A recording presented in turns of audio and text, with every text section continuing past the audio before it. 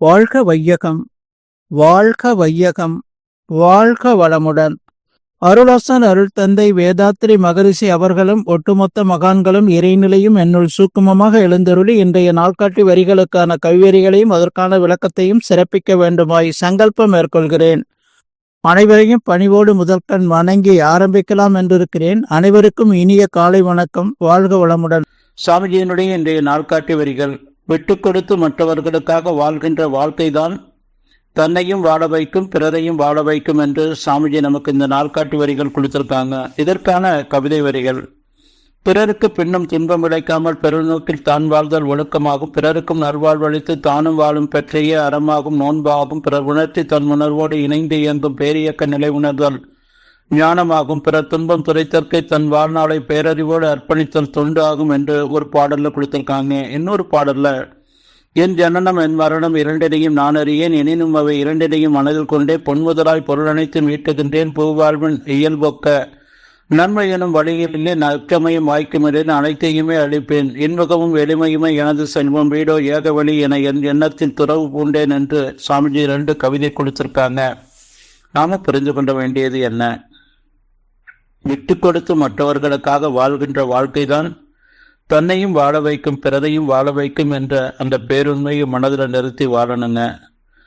இந்த பிரபஞ்சம் முழுவதும் இருக்கக்கூடிய ஜடப்பொருட்கள், பஞ்சபூதங்கள், உயிர்கள் அனைத்தும் அந்த இறை நிலையிலிருந்து உருவான அந்த இறை துகள்களால தோற்றுவிக்கப்பட்டதுதான் என்ற அந்த பேருண்மையை நம் மனதில் நிறுத்தணும் அப்படின்னு சொன்னா, அப்போ நாம வேற அல்ல, ஜடப்பொருள் உயிர் பொருட்கள் அனைத்தும் அந்த இறைநிலையால உருவாக்கப்பட்டது என்ற அந்த பேருண்மை நம் மனதுக்குள்ள குடிகொள்ளும் போது எந்த ஒரு சூழ்நிலையிலையும் நாம விட்டு கொடுத்து வாழக்கூடிய ஒரு இந்த தெய்வீக தன்மை நமக்குள்ள வரும். சாமிஜி வாழ்க்கையில் நடந்த அந்த உண்மை சம்பவத்தையே நாம எடுத்துக்கொள்வோங்க. சாமிஜி போஸ்ட் ஆஃபீஸில் வேலை பார்த்தாங்க. அங்கே அவருக்கு ஒரு சிரமம் வந்தப்ப அங்கேருந்து ரிலீஃப் ஆனாங்க. அப்படியே ஒவ்வொரு சூழல்லையும் அவங்க பாதிப்பு வரும், நம்ம ஏதாவது முரணா நடக்கணும் அப்படிங்கும் போது அந்த இடத்துல இருந்து ரிலீஃப் இருந்தாங்க. அதற்கு பிறகு சொந்த தொழிலான கைத்தறி தொழில், நெசவு நெய்யக்கூடிய அந்த தொழிலை கற்றுக்கொண்டு நெசவு நெய்ய ஆரம்பிச்சாங்க. சாமிஜி இந்த நெசவுல அவங்க மட்டும் நெசவு நெய்து தொழில் செய்யாம கூடுமாஞ்சேரி சுற்றி இருக்கக்கூடிய அவ்வளவு மக்களுக்கும் அந்த நெசவு நெய்யக்கூடியவங்களுக்கு வசதி வாய்ப்பு இருக்காது.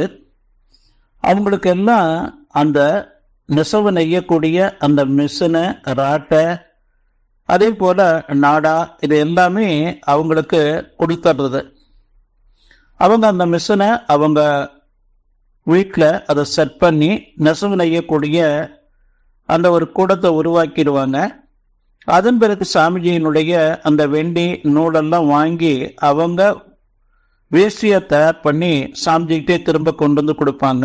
சாமிஜி அந்த வெண்டி நூலெல்லாம் கொடுக்கும்போது, அதற்கு உண்டான கூலியை கொடுக்கும்போது அவங்க நிறைவான ஒரு வாழ்க்கை வாழ்ந்து வந்தாங்க. சாமிஜி இந்த கைத்தறி தொழிலில் சிறப்பாக செய்யணுங்கிறதுக்காக வேண்டி ஜெர்மன்ல இருந்து அப்பவே இந்த சாயம் கலக்கக்கூடிய அந்த வித்தியாசம் இல்லாம சாயம் கலக்கணுங்கிறதுக்காக ஜெர்மன்ல இருந்து ஒரு கருவி வாங்கிட்டு வந்து சரியா சாயத்தை கலந்து வேதாத்திரிய பச்சைன்னு சொல்லுவாங்க. சாமிஜியினுடைய இந்த கைத்தறி உற்பத்தி பொருட்களுக்கெல்லாம் அந்த பச்சை நிறத்துல அவங்க சரியா சாயம் கலந்து அந்த உற்பத்தியை சிறப்பாக தயார் பண்ணி அவங்க தொடர்ந்து கொடுத்து கொண்டே இருந்தாங்க. ஒரு சூழல்ல நூல் விலைகள் எல்லாம் ஏற ஆரம்பிச்சது. அப்போ சாமிஜியினுடைய அந்த வியாபாரம் ரொம்ப சிரமத்துக்கு ஆளாச்சு. சாமிஜி இந்த தொழிலை செய்து கொண்டே வாழும்போது அதில் வரக்கூடிய வருமானங்களை எல்லாம் ஒரு 2 மாதத்துக்கு ஒருக்க எல்லாருக்கும் பிரித்து கொடுத்துருவாங்க, தனக்குன்னு வச்சுக்காம. குடும்பத்திலே ஒரு ஆம்புலன்ஸ் ஒன்று ரெடி பண்ணி அங்கிருந்து யாருக்கு என்ன மருத்துவ உதவி தேவைப்பட்டாலும் அப்போவே அவங்க அந்த ஆம்புலன்ஸை பயன்படுத்திக்கலாம் என்ற அளவில் அவங்க நிறுத்தி வச்சு அந்த ஆம்புலன்ஸை எல்லாருக்கும் கொடுத்து உதவி பண்ணாங்க. இப்படி வாழ்ந்து கொண்டிருந்த காலத்தில் அந்த சிரமம் வரும்போது சாமிஜி என்ன பண்ணிட்டாங்க, இனி இந்த தொழிலை நடத்தினா நமக்கு லாஸ் வந்துருங்கிறத வாழ்க்கை துணைக்கிட்ட அம்மா கிட்ட சொல்லிட்டு அந்த தொழிலையே அவங்க நிறுத்த போற சூழல்ல எல்லாருக்கிட்டையும் கொடுத்த அந்த மிஷின்களை அத்தனையும் அவங்களே வச்சுக்க சொல்லிட்டு சாமிஜி மட்டும் எல்லாரையும் நல்லா இருக்கணும்னு வாழ்த்திட்டு தான் மட்டும் அந்த நஷ்டத்தை ஏற்றுக்கொண்டு தான் இருந்த எல்லாத்தையும் அவங்க விற்பனை செய்து எல்லாம் கடனெல்லாம் நேர் பண்ணிட்டு அதன் பிறகு அவங்க அந்த தொழிலிருந்து விடுதலை ஆனாங்க. இதையே நான் இங்க சொல்ல வரேன் அப்படின்னு சொன்னா சாமிஜி அந்த 2 கவிதை கொடுத்திருக்கிறாங்க நமக்கு. அந்த கவிதையினுடைய அந்த வரிகளுக்கு ஏற்றாற் போல தன் வாழ்க்கையில தனக்கு பாதிப்பு வந்தாலும் பரவாயில்ல, மற்றவங்க எல்லாரும் நல்லா இருக்கணும் என்று சொல்லி அந்த மிஷினை திரும்ப ரிட்டர்ன் வாங்கினாங்க அப்படின்னு சொன்னா அதை விற்பனை பண்ணா கூட அவர் வாழ்ந்துடலாம். ஆனா அவ்வளவு பேர் பிழைக்கிறாங்க, நம்ம ஒருத்தர் மட்டும் பாதிப்படைஞ்சா பரவாயில்லன்னு சொல்லி அந்த உயர்ந்த நோக்கத்துல சாமிஜி வாழ்ந்தாங்க. அதே போல நாம் ஒவ்வொருவரும் வாழணும்னு சொல்லி நன்றியோடு நிறைவு செய்து கொண்ட இன்றைய சிந்தனையை வாழ்க வளமுடன், வாழ்க வளமுடன், வாழ்க வளமுடன்.